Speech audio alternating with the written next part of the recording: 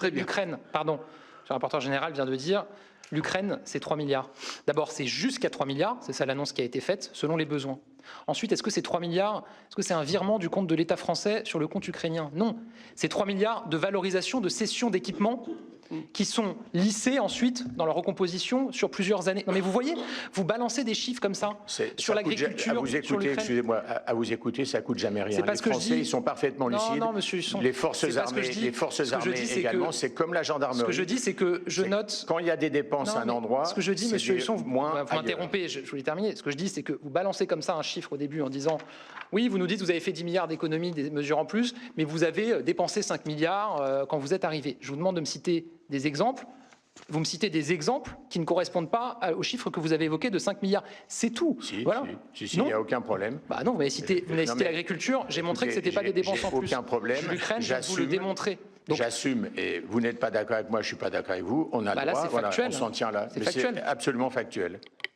Le trou dans les caisses de l'État s'est creusé bien plus que prévu, 6,1% du PIB au lieu des 4,4% annoncés. Un écart énorme qui met le gouvernement en difficulté. Le Sénat a voulu comprendre comment on en est arrivé là et a lancé une mission d'information. Après Bruno Le Maire, c'est Gabriel Attal qui s'est retrouvé sur le grill le 8 novembre. Face aux sénateurs, l'ancien ministre des Comptes publics et désormais Premier ministre a dû justifier cette dérive budgétaire. Tensions, explications et moments de flottement. Revivez ces échanges explosifs. Et à ce moment-là, c'est le début de la dégradation de toute l'année 2024 où ça part complètement en sucette. Enfin, je suis désolé, quand il y a un écart de 50 milliards en 9 mois, c'est juste, c'est une forme d'indigence et en tous les cas, pour le coup, un manque de rigueur dans la tenue de nos comptes. Alors je vous propose quelque chose, monsieur le rapporteur général, on va prendre dépense par dépense. Dites-moi, faites-moi la liste des dépenses que vous me reprochez ou que vous reprochez à mon gouvernement, le montant, et je ne vous parle pas du reproche sur leur nature, mais sur le fait qu'elles seraient venues dégrader la trajectoire et le solde en 2024. Mais bien sûr que toutes ces annonces, parce que ces annonces s'ajoutent à d'autres annonces passées qui, elles aussi, continuent de produire des effets. Pour ce qui est de... non, mais je vais vous dire... Parce que là, en fait, ce que vous dites, monsieur le rapporteur général, vous dites, vous avez été nommé Premier ministre, et puis sont arrivés plein d'annonces budgétaires. Donc d'un côté, vous dites que vous avez fait beaucoup d'économies, et c'est vrai que le décret d'annulation de 10 milliards, avec des mesures qui ont été annoncées sur la sphère sociale, mais de l'autre, vous avez empilé les dépenses. Donc en gros, si je me mets à la place du Français qui nous regarde, ce que vous voulez lui faire penser, c'est, en gros, il nous raconte n'importe quoi, il dit qu'il a fait des économies d'un côté, mais il a explosé les dépenses de l'autre. Donc dites-moi, monsieur le rapporteur général... Je vous ai donné des chiffres. Allez-y. Donc quelle dépense? Je vous ai donné des... Comment dirais-je, des thèmes. Bah si, vous l'avez fait... Bah dites-moi. Vous l'avez fait pour la question agricole, vous l'avez fait... Alors, question agricole. Non mais arrêtons-nous thème par thème. Bah non, on est là pour parler de 2024. On n'est pas dans une bataille de chiffonnier, tout ça... C'est pas une bataille de chiffonnier, c'est pour les Français qui nous regardent et pour éclairer le Parlement. Tout ça est parfaitement vérifiable. Sujet agricole. Mais bien, c'est vérifiable, je vais vous répondre. Donc on commence par le sujet agricole, puisque c'est celui-là que vous évoquez. Crise agricole, je suis nommé Premier ministre, il y avait une crise agricole partout en Europe. Immédiatement, je me rends au contact de nos agriculteurs, effectivement, pour chercher des solutions pour répondre à cette crise. Qu'est-ce que je fais? Je travaille avec eux, je les réunis et j'annonce un certain nombre de mesures. Ces mesures sur la crise agricole, est-ce que vous avez un chiffre à me communiquer sur lequel vous me reprochez d'avoir trop dépensé? Ces mesures, c'est 400 millions d'euros. Est-ce que ces 400 millions d'euros sont venus s'ajouter ou dégrader les dépenses qui avaient été prévues pour l'année 2024? Non. Ces 400 millions d'euros, ils sont financés sur la provision pour crise du ministère de l'Agriculture et de la Souveraineté alimentaire. Donc ils ne viennent pas s'ajouter aux dépenses qui étaient prévues pour l'année 2024, c'est une enveloppe qui était prévue pour les crises. Vous avez une provision pour crise, vous le savez, au ministère de l'Agriculture qui était prévue. La seule mesure sur l'agriculture qui, effectivement, est venue... Alors vous allez voir que c'est l'épaisseur du trait par rapport aux chiffres dont on parle. Non, c'est l'abandon de la trajectoire sur l'augmentation de la fiscalité sur le GNR, qui a, je le rappelle, été l'élément déclencheur, un des éléments déclencheurs de la crise des agriculteurs. 70 millions d'euros en 2024. 70 millions d'euros par rapport aux 35 milliards de besoins que vous évoquiez tout à l'heure. Donc c'est pas vrai de dire il y a 400 millions de dépenses supplémentaires qui sont arrivées et pendant que vous faisiez des économies, vous faisiez des dépenses en plus. Donc voilà pour le sujet agricole. Pouvez-vous me dire, monsieur le rapporteur général, les autres dépenses que vous reprochez à mon gouvernement? J'ai évoqué un certain nombre de dépenses et le sujet n'est pas de rentrer dans le détail. Je pensais que c'était l'objet de cette audition. Non. Enfin, vous savez très bien quel est l'objet. L'objet, c'est que quand on crée des nouvelles dépenses c'est qu'il faut aussi C'est faire pas des... enfin, Non, mais c'est un budget qui était déjà prévu. Quand on crée, déjà le budget, vous l'avez, il n'est pas tenu.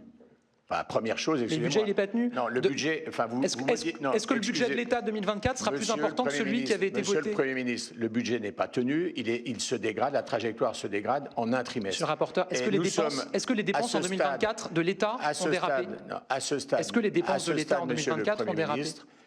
Est-ce que vous assumez la dégradation de nos comptes publics au long de l'année 2024? J'assume la dégradation des recettes, donc monsieur le rapporteur général, vous l'avez dit vous-même.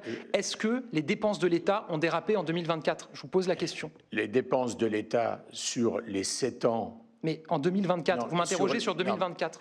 Eh bien, sur 2024, le déficit... Mais les dépenses de l'État... Est-ce que les dépenses de l'État ont dérapé? s'est aggravé de plus de 50 milliards. Parce que les recettes ont chuté. Pas uniquement, puisque vous avez expliqué à l'envi que tout était assez simple. Monsieur le rapporteur général... En baissant les impôts, on devait avoir beaucoup de recettes nouvelles. Monsieur le rapporteur général, est-ce que dans les dépenses prévues en 2024 par le projet de loi de finances, est-ce que l'exécution 2024 prévoit qu'il y ait plus de dépenses que prévu? Non, monsieur le Premier ministre, on devait avoir une amélioration des comptes publics. On a une dégradation des comptes publics. Mais ça, vous l'avez dit depuis le début de cette audition, vous avez raison de le dire.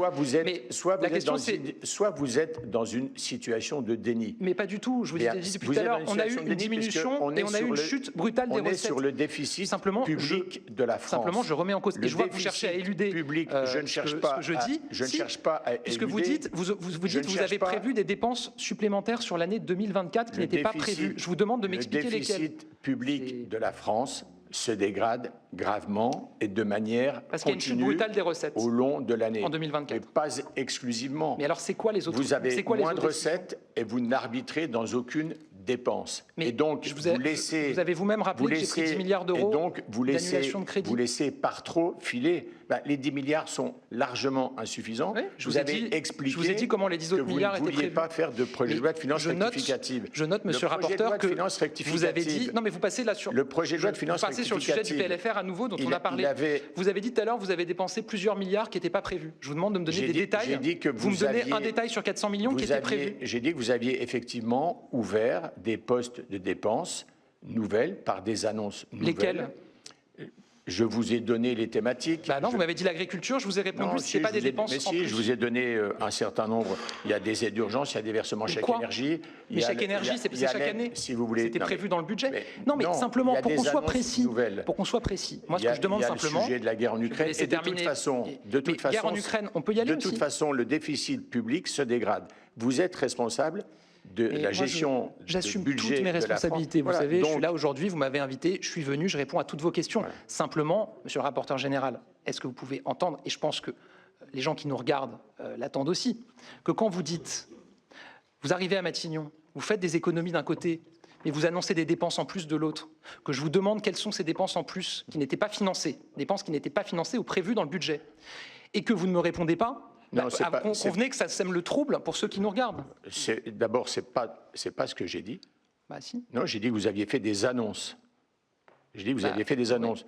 D'abord, je n'ai pas dit qu'elles étaient forcément supplémentaires au budget. C'est un peu sous-entendu quand vous disiez que ça avait contribué à ne pas tenir les comptes. Si en plus, vous interprétez la totalité de mes propos... vous revenez sur le propos, et je l'entends. Et deuxièmement, je le redis, quand vous passez, vous, sous silence, et depuis des mois et des années, le sujet des reports, parce que le sujet des reports, il apparaît vraiment... On revient sur les reports, d'accord. Oui, mais parce que si on veut donner l'égalité dans le débat, puisque là, on est quand même... Dans un débat un peu à fleur et moucheté, on se dit les choses. On est dans une discussion, je pense que c'est mieux de pouvoir se parler comme ça. Mais bien sûr. C'est moins ennuyeux d'abord pour ceux qui nous regardent, et je pense que c'est plus vivant. Il faut assumer, mais comme derrière, il y a une dégradation... Je note qu'on a parlé longuement des reports, vous revenez sur ce sujet parce que vous ne voulez pas me dire quelles sont ces fameuses dépenses... Il y a une dégradation continue des comptes publics, et donc du déficit public, de mon côté, de notre côté, comme pour les Français, auxquels je crois, vous comme moi, nous sommes attachés, bien sûr, on doit la vérité. Et donc, il ne faut pas non plus se réfugier derrière des prévisions de recettes, comme c'est fait trop facilement. Il y a un certain nombre de facteurs explicatifs. Et dans les facteurs explicatifs, je vous le redis, le fait d'avoir laissé partir un certain nombre de dispositifs de dépenses publiques, on aura l'occasion d'en parler dans le projet de budget pour 2025, mais pour l'instant, on est sur la dégradation inédite, jamais vue au temps de crise, qui vient de se passer et qui a continué grandement, malheureusement, en 2024. Monsieur le rapporteur général, je suis là pour répondre à toutes vos questions. Je suis là pour réagir aux questions, aux propos que vous tenez en ma présence. Je vous le demande une nouvelle fois, citez-moi une dépense de l'État qui a dérapé en 2024. Citez-moi une décision que j'ai prise ou que mon gouvernement a prise de dépenses supplémentaires en 2024 qui n'étaient pas financées. Pardon, les reports de crédit, 16 milliards. Non mais, on a parlé des reports tout à l'heure. Vous avez dit tout à l'heure, parce qu'au début de cet échange... Non, pardon, Monsieur le Président, je termine juste sur ce sujet parce qu'il me tient à cœur et je pense qu'il y a des gens qui regardent et qui ont envie de savoir. Vous avez dit tout à l'heure, vous arrivez, vous faites 10 milliards d'euros d'économie avec le décret, mais de l'autre côté, vous annoncez 5 milliards d'euros de dépenses supplémentaires. Je crois que c'est le chiffre que vous avez évoqué. En tout cas, vous l'avez évoqué hier avec Bruno Le Maire dans son audition. C'est quoi ces 5 milliards d'euros? Vous m'avez parlé de l'agriculture, ces 400 millions, ils étaient déjà financés. Qu'est-ce qu'il y a d'autre dans ces 5 millions d'euros, 5 milliards que vous évoquez? Très bien. L'Ukraine, pardon, le rapporteur général vient de dire, l'Ukraine, c'est 3 milliards. D'abord, c'est jusqu'à 3 milliards, c'est ça l'annonce qui a été faite, selon les besoins.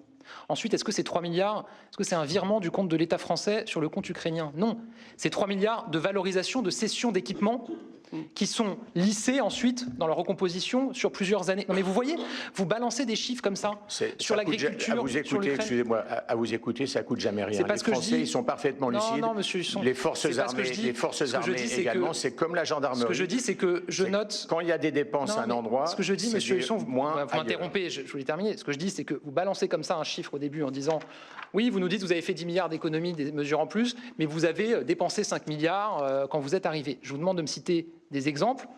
Vous me citez des exemples qui ne correspondent pas aux chiffres que vous avez évoqués de 5 milliards. C'est tout. Si, voilà. il n'y a aucun problème. Bah non, vous m'avez cité l'agriculture. J'ai montré que ce n'était pas des dépenses en plus. Aucun problème. L'Ukraine, je vais vous le démontrer. J'assume, et vous n'êtes pas d'accord avec moi, je ne suis pas d'accord avec vous. On a le droit, voilà, on s'en tient là. C'est absolument factuel. Ben voilà, avec une confirmation. C'est l'arbitrage du président de la République. Vous l'avez dit plusieurs fois, donc l'arbitrage du président de la République, vous avez raison, l'article 39, c'est le gouvernement qui initie les lois. Enfin, on voit bien qu'à travers les entretiens qu'on a, il y a un arbitrage du président de la République, régulier, omniprésent. Et vous avez dit, vous avez l'attachement au Parlement, oui, mais enfin, rappelez-vous, le sénateur communiste que je suis, je vous avais alerté. Par le 49.3, vous avez pris l'entièreté de toutes les responsabilités. Donc la suite. Et vous l'avez dit d'ailleurs, oui, en février, décret d'annulation 10 milliards. Après, vous avez enlevé encore 10 milliards d'ailleurs sur la sphère sociale et les collectivités territoriales. Et vous l'avez dit. Et là, c'est des vérités politiques, financières, sans passer par le Parlement.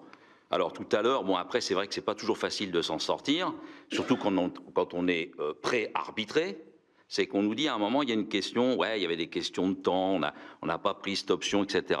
Moi, je me rappelle, Monsieur le Premier ministre, vous étiez ministre des Comptes en 2022, un PLFR, vous en rappelez, comme moi. Vous avez déposé à l'Assemblée nationale le 2 novembre, il a été promulgué le 1er décembre. Donc il n'y avait pas d'obstacle de temps. Moi, après, vos réformes, ça c'est le débat politique, on est d'accord, on n'est pas d'accord avec votre déclaration. Pardon ? Ouais. Ouais, bah, vous voyez, un mois, Monsieur le Premier ministre, c'est pas un mois de navette avec l'Assemblée nationale et le Sénat, ça peut pas être du temps perdu quand, avant, on a annulé 10 milliards et qu'on en annule encore 10 milliards dans la sphère sociale et les collectivités territoriales. Parce qu'on a quand même une situation que moi, alors, je n'ai jamais connue, c'est qu'on a une mission flash avec un rapporteur général et des sénatrices et sénateurs qui sont membres d'une majorité auquel vous appartenez encore aujourd'hui. Donc, je vous avoue, je ne sais pas comment écoutent ceux qui nous écoutent, mais en gros, on vous demande des comptes. En étant dans la même majorité, vous êtes aujourd'hui ensemble. Avec, vous l'avez dit, vos 15 milliards que vous avez travaillés cet été sont quasiment repris par la majorité actuelle. Donc, je dirais que je ne vais pas m'absenter, j'ai eu beaucoup d'intérêt à l'entretien, mais j'ai dit, j'ai envie de laisser les Républicains et puis vous ensemble. Vous voyez, vous comprenez. Il faut toujours avoir une pointe un peu d'insolence et d'humour. De l'insolence. Là, je disais tout à l'heure que, c'est mon point de vue et j'ai le droit de l'avoir, mais que je voyais assez bien les conclusions auxquelles vous souhaitez arriver dans cette mission. Je pense qu'il y en a une autre, mais j'ai le droit de penser ça, Monsieur le Président. Il y en a une autre, c'est, en gros, il y a... Non, vous n'avez pas le droit de dire que l'on arrive avec des idées préconçues, parce que ce n'est pas vrai. J'ai le droit de dire que je pense... De la même façon que on ne considère pas, on considère vos propos comme ils... J'ai le droit de dire que je pense que, voilà, il y a en tout cas un souhait d'arriver sur certains points à une certaine conclusion. C'est, voilà, de la même manière que vous pouvez considérer que nous, on a d'autres intentions. Parmi ça, je pense qu'il y a cette idée qu'il y aurait l'ombre du président de la République autour de tout ça, qui prendrait des arbitrages qu'il ne devrait pas prendre, ou qui, ça c'est dans d'autres, je pense, ou dans d'autres camps, ou dans d'autres camps qui refuseraient de prendre des mesures nécessaires qu'il aurait fallu prendre. Moi, je vais vous parler là aussi, comme je l'ai fait depuis le début de cette audition, de mon vécu de Premier ministre. Mon vécu de Premier ministre, c'est que les arbitrages qui ont été rendus, qui devaient être rendus par le Premier ministre, ils ont été rendus par le Premier ministre. Évidemment qu'on échange avec le président de la République et qu'on échangeait quand j'étais son Premier ministre avant que je sois amené à prendre des arbitrages. Mais je ne peux pas dire que c'est lui qui a pris des arbitrages, ça serait me défausser par ailleurs de mes responsabilités, ça serait un peu facile de ma part de faire ça.